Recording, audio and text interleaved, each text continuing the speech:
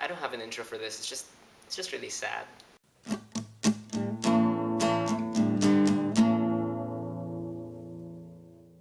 Like Father Like Son is written and directed by Hirokazu Koreeda and stars Masaharu Fukuyama, Machiko Ono, Lily Frankie, and Yoko Maki.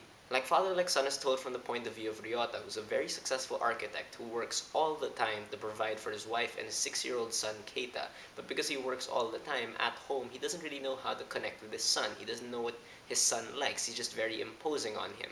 And things get complicated when they get a call from the hospital that reveals that Keita is not actually their biological child. He was switched at birth. So they go and meet this new family and their real son, and Ryota has to figure out what to do in this situation. Now, this is going to be the first in a string of very belated reviews from a bunch of international film festivals, and this one comes from the Japanese film festival Eigasai that happened earlier in July. But this isn't just any random Japanese movie. This actually has a lot of acclaim behind it. This won the, if I'm not mistaken, the Grand Jury Prize at the Cannes Film Festival last year. And if you're thinking like, oh, Cannes Film Festival, it's all hipster and whatever, trust me that this movie is very accessible because it's very well written and very well directed, and it's truly, like, genuinely heartbreaking without being melodramatic at all.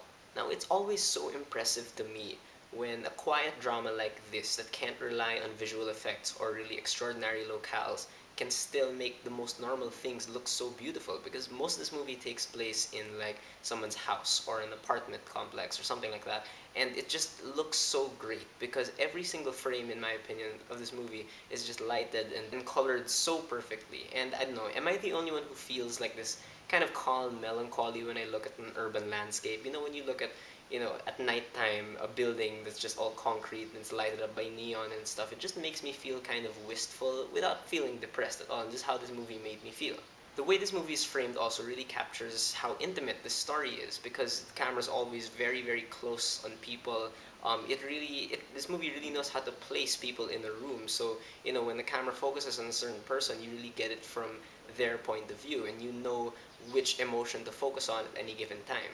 Now, one of the most unique things about this movie, in my opinion, is how it's edited, because throughout this story, months really just kind of fly by, but it never feels abrupt, because I'm not really sure why, but I think it's because of how this movie is paced. This movie is paced very slice of life style. It's not that fast paced, but it really moves along at kind of a calm speed. And this pacing is so consistent throughout the movie that even if when you jump forward a few months, like, it doesn't really feel like you missed anything. Speaking of missing things, though, any event in this movie that may be melodramatic, like, the way they deal with that is that they just simply don't show that scene. It's great. It's such a smart move, I think, because you realize that when this movie skips over melodramatic scenes, you realize that you don't really need those scenes. You're denied the satisfaction of seeing an emotion flaring up or someone freaking out and stuff. And it really just keeps the movie completely tense throughout, because you don't get that big scene where someone just lets it all out.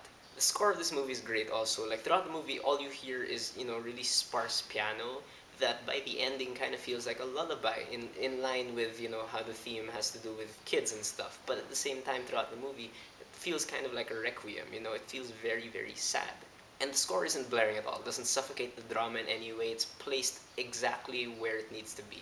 Now, the cool thing about how this movie is plotted also is that, it's obvious for me at least that the central conflict of the story is really Ryota and him trying to figure out what to do in this situation. But the way the story is told is very, very slice of life in every sense of the word. What I mean by this is that story arcs never resolve themselves like in conventional ways, if they resolve at all. There are lots of seeming loose ends, but that's really kind of like, art imitating life. And because of this, like, you really don't know what will happen next. And the characters also, they're just so realistic in both their imperfections and their inconsistencies, because like people in real life, people are very flawed, and people sometimes act in ways that you will not agree with. But because this happens so well in this movie, it kind of makes it more difficult for you to just really decide that, oh, I don't like this person or I like this person. Everyone here is sort of in a gray area. The dialogue also throughout this movie is very brutally honest, because you have these kids who really don't have any filter and they're just very innocent. They'll just say what's on their mind, and this forces the adults who spend most of this movie trying to skirt around those issues that they don't want to confront, forces them to confront them and to just speak the truth also. And in terms of the acting in this movie, Masaharu Fukuyama, who plays Ryota, I thought was great because the entire time I thought he was going to explode. Like he managed to, really capture that sense of him being really irritated all the time, but he's trying not to show it. This movie is filled with like really subtle acting, and honestly, a single quivering lip can be so much sadder and so much more powerful than someone just erupting into a waterfall. Machiko Ono plays Ryota's wife, Midori, and she really captures also this really complex emotion of feeling trapped, but having to put on like this happy front, this happy face for her child, and she's really able to turn on a dime from being like really happy to being really irritated with her husband. She does it so well and so believable. And whoever played the kids probably didn't know they were being filmed because they're so real here and they're so adorable. Also, these aren't the annoying kids you see in movies. They're so cute, but at the same time they're very very sympathetic. And the director Hirokazu Koreeda never lost me once throughout this movie because he made every moment feel so precious. Like every single scene in this movie feels like you're eavesdropping on them, but it's not like a passive kind of thing. It's like the way he directs these scenes really feels like you're so involved with these characters, and throughout the movie you're really kind of challenging yourself about how you feel about certain characters. And this isn't a spoiler, but Koreeda really makes the conscious decision in this movie to not really give us any answers. And I think that works very, very well because it makes every single moment feel so potent. Like you can really discuss everything that happens in the scene because you're not really sure where they point. Props also to Koreeda for having such a consistent tone throughout this movie. Even when bad things happen, again, it does not give you the satisfaction of a melodramatic moment. It just really keeps on going, and this movie makes you kind of think of all these scenes as a sum total. You don't think of like individual scenes and what they mean. You really have to take in all of this and decide what this movie is trying to tell you. If I have any problems with this movie, it's problems that come with this movie's dedication to being so slice of life-ish. For one, there's a character here, the nurse character, who's very pivotal to the story. But the way she's kind of introduced is so sudden, and she disappears all of a sudden also. So, while I get that that's how life is, people floating in and out, for a story, I kind of wish that someone this important would have been given a bit more depth, fleshed out a bit more. And I also wish the ending could have been a bit more satisfying because this movie really just kind of abruptly stops.